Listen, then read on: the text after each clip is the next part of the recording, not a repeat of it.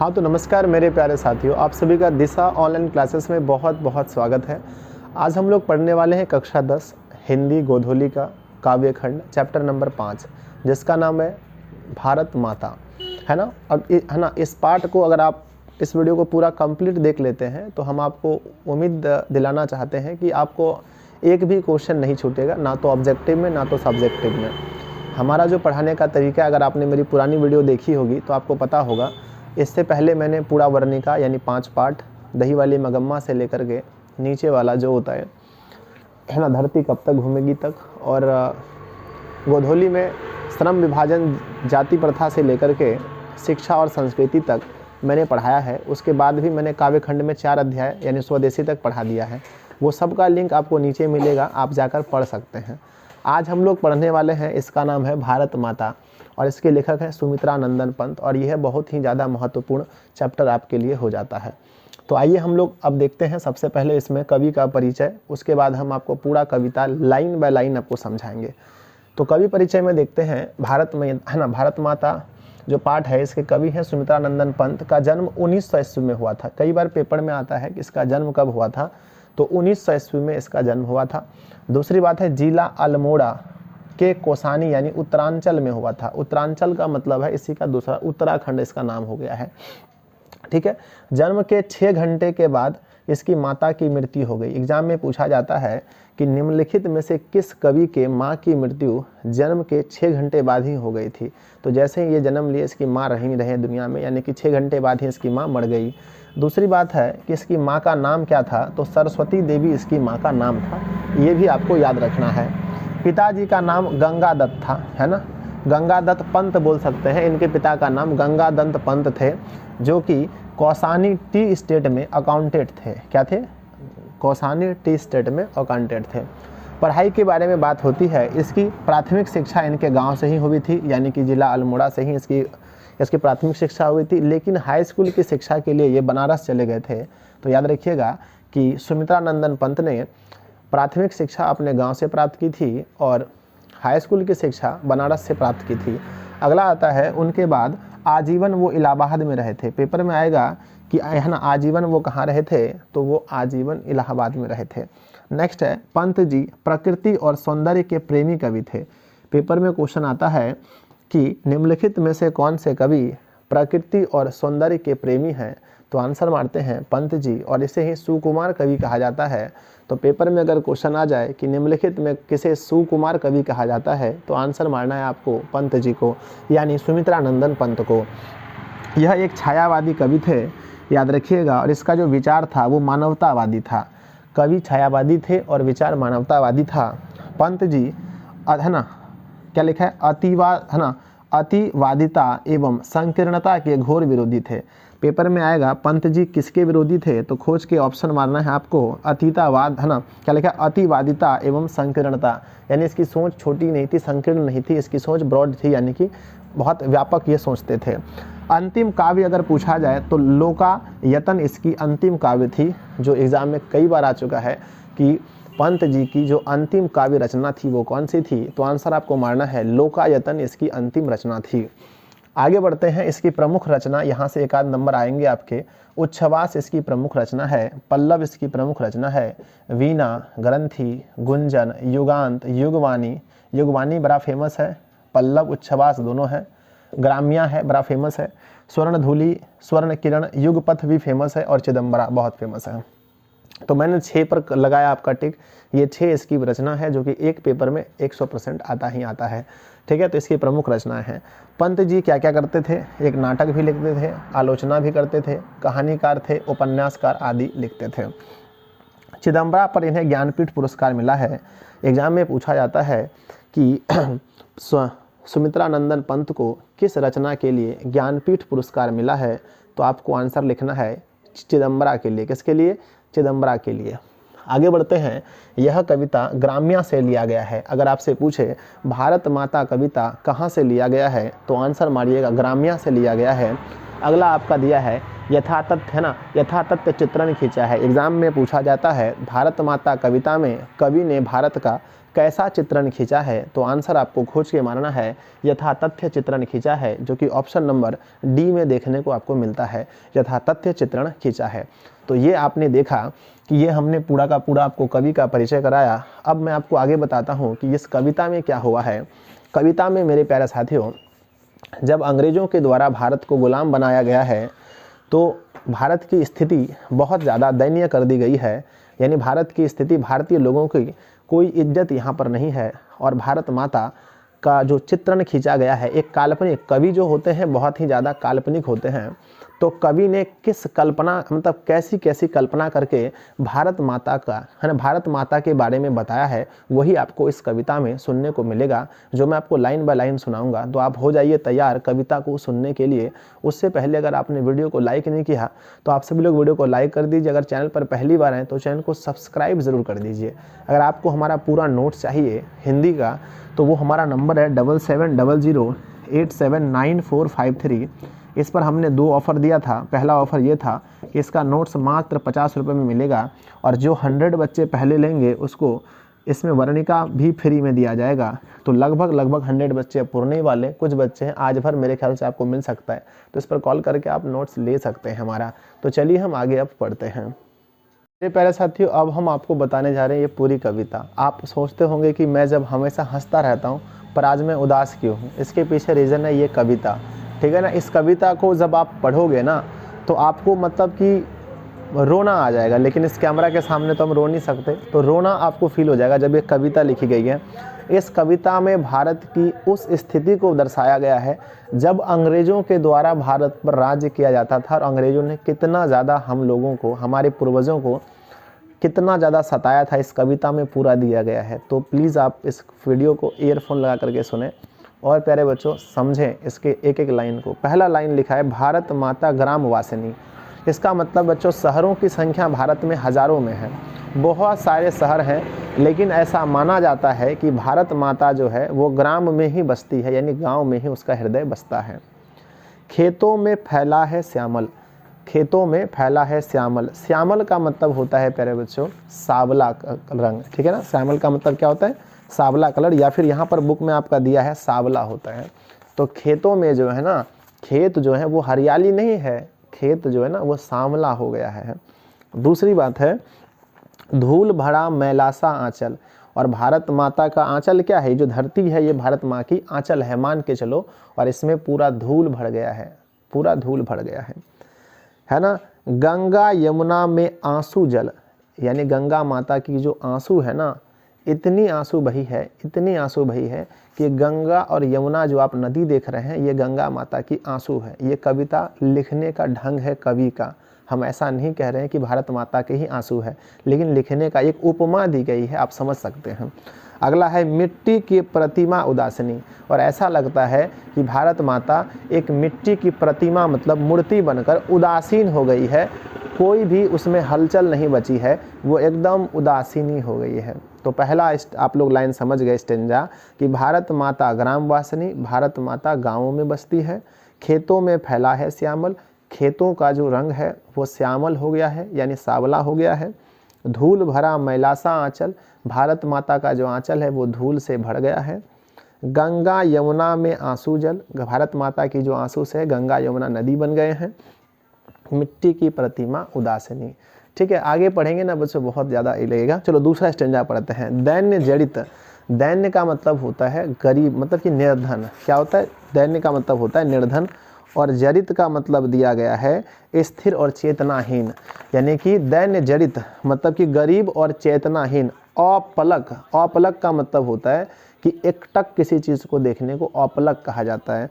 तो दैन्य जड़ित, तो लिखा गया है दैन्य जड़ित मतलब कि गरीब, है ना, गरीब, और कह सकते हैं ना वो मतलब कि बुद्धिहीन भी कह सकते हैं। दैन्य जड़ित अपलक, अपलक मतलब जो एकटक देख रहा है। नत, नत चितवन, नत चितवन मतलब होता है कि वो झुकी हुई है।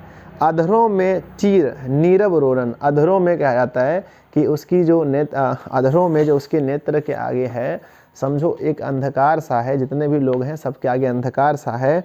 और नीरव रोदन मतलब कि वो रो रहे हैं, मन ही मन क्या कर रहे हैं, नीरव रोदन मतलब रो रहे हैं। अगला ये बताया गया है लोगों की स्थिति क्या है, ठीक है ना। ये ऊपर में भारत माता की स्थिति बताया गया और दूसरे स्टेंजे में मतलब जो लोग हैं, जनता है, उसकी स्थिति बताया गया है कि दैन्य जड़ित मतलब कि दैन्य मतलब गरीब हैं, जड़ित मतलब क्या है वो, जड़ित मतलब बुक में आपका दिया है, जड़ित मतलब होता है चेतनाहीन है, चेतनाहीन है। और नत चितवन, उसका जो नत है वो झुका हुआ है ना। और अधरों में चीर नीरव रोदन, और वो मन ही मन क्या कर रहे हैं, रो रहे हैं। युग युग के तम से, आज की बात नहीं है, युगों युगों से। आपको पता है अंग्रेजों ने 200 सालों तक राज किया और 12 साल में ही एक युग हो जाता है, इसलिए कहते हैं युगों युगों से, है ना। तो युग युग के तम से विसनन मन, विसनन मन यानी युगों युगों से अंग्रेजों के द्वारा उसको क्या किया जा रहा है, प्रेशर दिया जा रहा है उसके ऊपर में, उसके ऊपर शासन किया जा रहा है ना। और अपने, है ना, वह अपने घर में प्रवासिनी, और ऐसा लग रहा है कि भारत माता अपने ही घर में प्रवासिनी बन गई है, कुछ नहीं कर पा रही है। मान के चलो आप किसी के यहाँ घूमने गए और वहाँ पर कोई लड़ाई झगड़ा हो रहा है तो आप बीच में कुछ नहीं बोल सकते हैं। क्यों नहीं बोल सकते हैं? क्योंकि आप वहाँ पर प्रवासिनी बन के गए हैं, आप मेहमान बन के गए हैं, तो आप वहाँ कुछ नहीं कर सकते। ऐसा ही कवि को लगता है कि भारत माता, जब भारत माता के बच्चों पर, संतानों पर, यानी हमारे पूर्वजों पर अंग्रेज लोग शासन कर रहे थे, तो भारत माता उस समय कुछ नहीं कर रही थी। इसीलिए कवि ने ऐसा लिखा है कि ऐसा लग रहा है कि भारत माता ग्रामवासिनी है, सॉरी प्रवासिनी है, वो कुछ नहीं कर पा रही है। तो दूसरा में आप लोग, है ना, पहला लाइन में समझ गए कि भारत माता के बारे में बताया गया है, दूसरा लाइन में लोगों के ऊपर में क्या ज़्यादा अत्याचार किया जा रहा है ये बता रहा है। अब तीसरा लाइन पढ़ते हैं, तीसरा स्टेंजा पढ़ते हैं। 30 कोटि संतान, 30 का मतलब तो 30 ही होता है, कोटि का मतलब होता है करोड़। 30 करोड़ संतान, जिस समय ये कविता लिखी गई है, ये कविता का जो भाव है ना, कविता तो इधर लिखा गया है, लेकिन कविता का जो भाव है वो है कि जिस समय देश गुलाम था उस समय की स्थिति को दर्शाते हुए यह कविता लिखी गई है। तो कविता में लिखा है 30 कोटि संतान, मतलब 30 करोड़ जो उसके भारत माता के बच्चे हैं, यानी हमारे पूर्वज। नग्न तन, नग्न मतलब होता है नंगा, तन मतलब होता है शरीर, नग्न तन है यानी उसके पास पहनने के लिए वस्त्र अच्छे नहीं हैं, ऐसा कह सकते हैं। 30 कोटि संतान नग्न तन, अर्ध क्षुतिज, अर्ध मतलब होता है आधा, क्षुतिज मतलब होता है पेट, यानी कि मतलब, है ना, क्षुतिज मतलब होता है भूख, है ना। तो उन्होंने आधा भूख मतलब उसका मिटा है और आधा भूख अभी है ना। शोषित है यानी उसके ऊपर में शोषण, मतलब क्या किया जाता है, उसे शोषित किया जाता है अंग्रेजों के द्वारा, बार बार मारा पीटा जाता है, उसका उपयोग किया जाता है, उसे मजदूरी नहीं दिया जाता है। निरस्त जन यानी उसके पास कोई हथियार नहीं है, निरस्त मतलब नीर अस्त्र, मस्त्र मतलब होता है हथियार, उसके पास निहत्थे हैं लोग। लोग कैसे हैं, निहत्थे, क्योंकि हथियार रखना गैर कानूनी अंग्रेजों के समय में था, और अगर आपके पास कोई हथियार है तो वो अंग्रेज छीन लेते थे, है ना। मूढ़ मतलब होता है मूर्ख हैं लोग। असभ्य, जो लोग अच्छे से नहीं रहते हम उसे असभ्य कहते हैं। अभी के मानव सभ्य हैं क्योंकि हम लोग अपना घर बना कर रह रहे हैं, इसीलिए हम लोग सभ्य हैं, घर पे अपने अच्छे से रहते हैं। लेकिन उस समय अंग्रेजों के समय में स्थिति ऐसी बुरी थी, खाने नहीं मिलता था तो लोग घर कैसे बनाएंगे। तो मूढ़, असभ्य, अशिक्षित, पढ़ने का अधिकार नहीं था सबको, सब लोग स्कूल नहीं जा सकते थे, है ना। वे खाने पीने नहीं मिलेगा तो स्कूल क्या जाएगा, कपाड़ जाएगा, तो स्कूल भी नहीं जा सकते थे। अशिक्षित, निर्धन मतलब गरीब, नत मस्तक, सबकी जो मतलब मस्तक थी वो झुकी हुई अंग्रेजों के सामने, बुलाया जी सर, अंग्रेजों के सामने नत मस्तक। तरु तल, तरु मतलब होता है वृक्ष और तल मतलब होता है नीचे, वृक्ष के नीचे निवासनी, और लोग कहाँ निवास कर रहे थे, वृक्ष के नीचे। तो इसे सभ्य कैसे कहेंगे, सभ्य मानव तो हम लोग हैं, अपने घरों में रहते हैं। तो तीसरे स्टेंजे को खूब अच्छे से समझिए। 30 कोटि संतान नग्न तन, यानी 30 करोड़ जो जनसंख्या है भारत की वो नंगे तन है। नंगे का मतलब पूरा नंगा नहीं समझिए, नंगा का मतलब ये होता है कि मतलब अच्छे कपड़े उसके पास पहनने के नहीं हैं, है ना। अर्धक्षुतिज, आधा पेट खाए। शोषित मतलब उसे शोषित किया जा रहा है, है ना। निरस्त जन मतलब उसके पास कोई हथियार नहीं है। मूढ़ है मतलब कि मूर्ख हैं। असभ्य है यानी कि घर पर नहीं रहते अच्छे से तो वो असभ्य ही कहलाएंगे। अशिक्षित है मतलब पढ़े लिखे नहीं है। निर्धन है मतलब गरीब है। नत मस्तक, उसकी मतलब जो है ना मस्तक झुकी हुई है। तरुतल निवासनी यानी वृक्ष के नीचे रहने के लिए मजबूर हैं। तो तीसरा लाइन आप लोगों ने समझ लिया। इसमें भी मतलब जनता के बारे में ही बताया गया है कि जनता की क्या स्थिति अंग्रेजों ने कर दी है। मन करता है नहीं, मतलब बहुत ज़्यादा बुरा लगता है पढ़ के। स्वर्ण सस्य, स्वर्ण मतलब होता है सोना, सस्य मतलब होता है फसल। स्वर्ण सद, है ना, स्वर्ण सस्य मतलब सोने जैसे फसल। पड़, पद, लत लुंठित, पर पदलत लुंठित मतलब होता है कि उसे पैरों से कुचला जा रहा है, यानी सोने जैसे जो हमारे फसल हैं उसे अंग्रेजों के द्वारा पैरों से कुचला जा रहा है। धरती सा सही है ना, सहिष्णु, धरती सा मतलब धरती माता जैसे इसके ऊपर में कितना भी बोझ दे दीजिए ये सह लेती है, सहनशील होती है। उसी प्रकार से धरती सा सही है ना, सहिष्णु यानी इंसान भी, यहाँ के लोग भी जो है ना उसी के तरह धरती के सहे है ना सहनशील बन गए हैं। मन लुंठित, मन में उसके प्यारे बच्चों पीड़ा है, मन में पीड़ा है लेकिन वो सह रहे हैं। कंद्रण, कंद्रण मतलब रोते हैं, कंद्रण मतलब रोते हैं। कंपित, कंपित मतलब कांपते हैं, है ना। अधर मतलब कि अधर मौन स्मित, अधर मतलब होता है, अधर मतलब जो होता है ना उसकी ओंठ होगा मेरे ख्याल से। अधर का मतलब क्या होता है एक बार हम देख लेते हैं। तो मेरे प्यारे बच्चों अधर का मतलब होता है होंठ, है ना। वो रो रहे हैं, वो कांप रहे हैं, लेकिन अधर मतलब ओंठ उसके मौन है प्यारे बच्चों, कुछ नहीं बोलते। आपने छोटे बालक को देखा होगा जब उसकी माँ मारती है या फिर उसके पिताजी मारते हैं तो बच्चा कांपता भी है, रोता भी है, लेकिन कुछ बोलता नहीं है। वैसी स्थिति भारत के लोगों को की कर दी थी अंग्रेजों ने। मन बहुत गुस्सा चढ़ता है ना। चलो, मौन स्मित मतलब वो मौन है।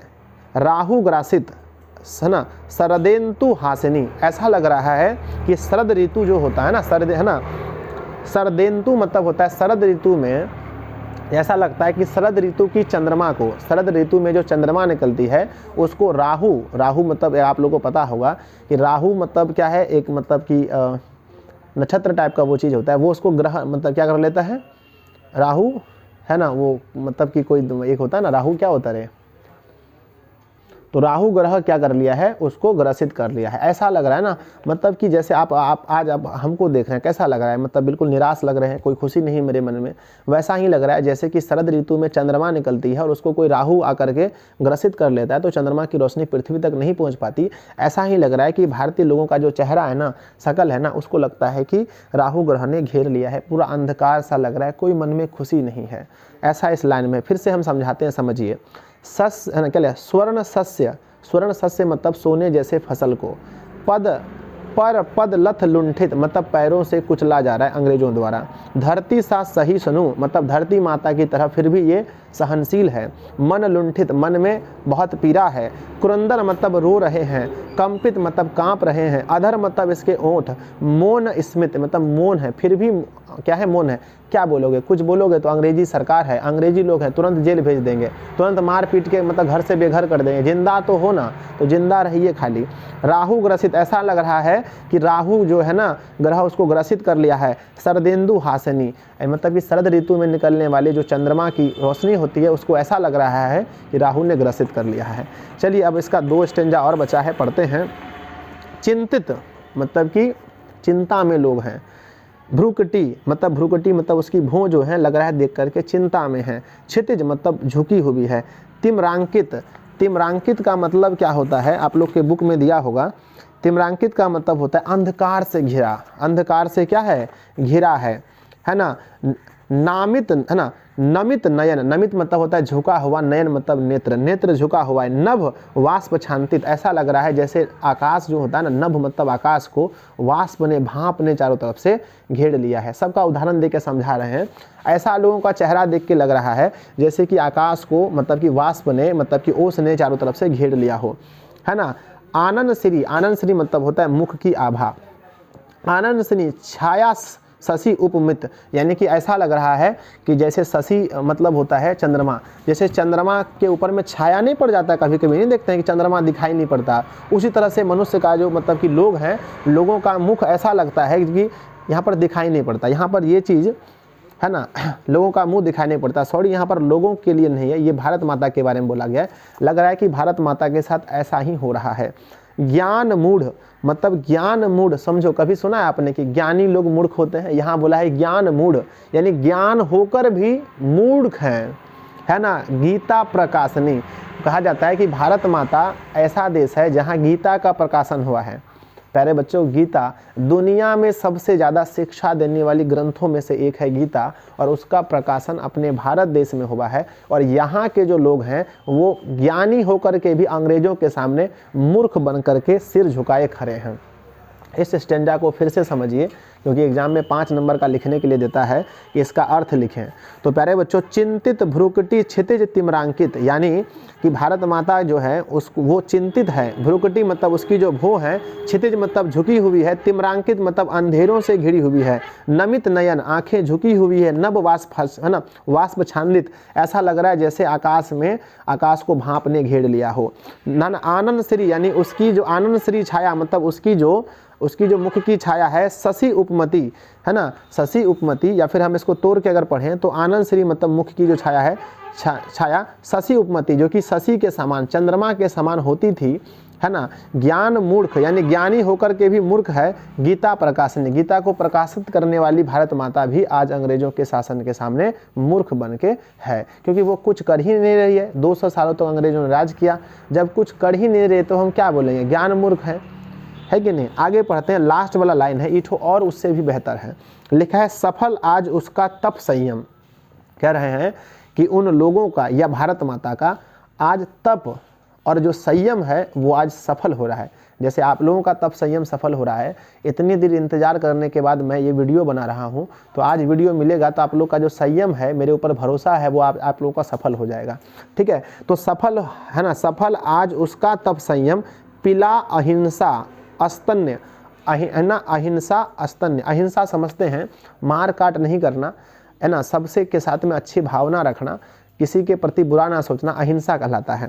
तो क्या लिखा है, आज है ना, सफल आज उसका तप संयम, पिला अहिंसा अस्तन्य, अस्तन्य मतलब होता है स्तन का दूध, अस्तन्य, है ना, सुधोपम, सुधोपम मतलब होता है अमृत के जैसा स्तन दूध पिला करके भारत माँ ने सभी लोगों को, या फिर सिर्फ गांधी जी को, कई जगह मिलता है आपको कि गांधी जी को उन्होंने स्तन्य, अपना अहिंसा रूपी स्तन्य पिला करके गांधी जी को यहाँ भेजा है इस देश में, या फिर नागरिकों को, सबको। ठीक है, तो आगे लिखा है कि सफल आज उसका तप संयम, पिला अहिंसा स्तन्य सुधोपम, हरती जन मन भय, यानी सबके जन मन मतलब जन के, जन मतलब लोग, मन का मतलब उसके मन का, भय मतलब जो डर है ना, हरती मतलब हर लिया, मतलब छीन लिया मन के डर को, है ना, मन से डर को, भाव तम भ्रम, जितने भी बुरे भाव थे, तम थे, भ्रम थे, सबको मिटा दिया, है ना, जग जननी जीवन प्रकाशनी। और लास्ट लाइन में भारत माँ की महानता को बताया गया है कि भारत माता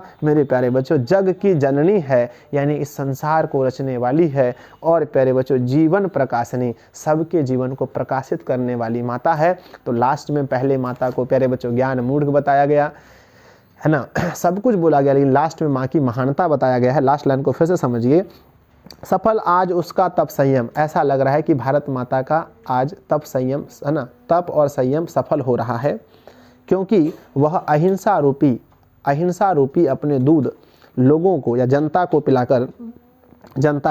पिलाकर उसके मन से अंग्रेजों का जो डर, भ्रम, भय था उसे निकाल दिया है। इसलिए आज भारत माता जग जननी जीवन प्रकाशनी है, और ये भय मिटाने के बाद ही प्यारे बच्चों हमारा देश अंग्रेज़ों से आज़ाद हो पाया। लेकिन यह भय जो मिटा वो गांधी जी के द्वारा किया गया। तो कई बुक में आपको इसका ये आंसर मिलेगा कि उन्होंने अहिंसा रूपी दूध गांधी जी को पिलाकर भेजा था, और गांधी जी ने उस दूध को, यानी उस अहिंसा को चारों तरफ देश में फैलाया, और मन से आदमी का जो डर था, उसे अंग्रेज़ों के प्रति जो डर था उसको निकाला, और उसके बाद हम लोगों ने अंग्रेज़ों के ऊपर प्यारे बच्चों आक्रमण किया, अंग्रेज़ों को प्यारे बच्चों हमने मुंहतोड़ जवाब दिया, और हमारा देश 1947 में आज़ाद हो गया।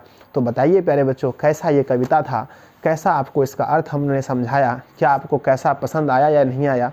आप लोग इस वीडियो के नीचे ज़रूर कमेंट कीजिएगा।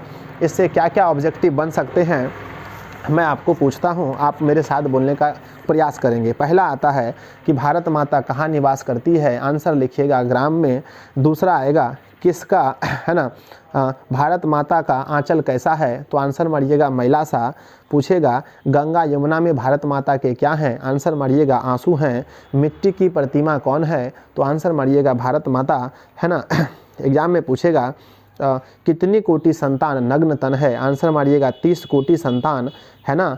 अगला आएगा गीता प्रकाशनी कौन है, आंसर मारिएगा भारत माता, है ना। स्वर्ण शस्य फसल को, यानी कि सोने जैसे फसल को किसके द्वारा मतलब कि कुचला जा रहा है, आंसर मारिएगा अंग्रेज़ों के द्वारा। उत्तर मारिएगा भारत माता ने, है ना, किसका तप संयम आज सफल हो रहा है, तो आंसर मारिएगा भारत माता का। भारत माता ने जन को कैसा दूध पिलाया है, आंसर लिखिएगा प्यारे बच्चों, उसको दूध पिलाया है अहिंसा रूपी। ठीक है, तो और भी बहुत सारे ऑब्जेक्टिव क्वेश्चन बनेंगे जो हम इस वीडियो में अगली वीडियो में हम लोग करेंगे डिस्कस, जिसको हम लोग ऑब्जेक्टिव के नाम से जानते हैं। तो अगली वीडियो मेरी आएगी, इस चैप्टर का भारत माता का ऑब्जेक्टिव लिंक नीचे है, उस पर क्लिक करके जाइए और ऑब्जेक्टिव क्वेश्चन को आप लोग देख लीजिए। ठीक है, और वहाँ पर ऑब्जेक्टिव वीडियो में ही आपको एक लिंक मिलेगा जहाँ से आप सब्जेक्टिव भी देख सकते हैं। तो इस पाठ में अगर कहीं मिस्टेक हुआ होगा, अगर आप बहुत विद्वान हैं, अगर कोई बहुत सारे टीचर्स भी मेरी वीडियो को देखते हैं, अगर कहीं आपको लगे तो आप मुझे कमेंट कीजिएगा, हम उसको सुधारने का प्रयास करेंगे। आई होप मतलब जहाँ तक मुझसे हो पाया मैंने पूरा एक्सप्लेन किया है और आप लोगों को समझ में भी आया होगा। तो मिलते हैं नेक्स्ट वीडियो में, तब तक के लिए जय हिंद।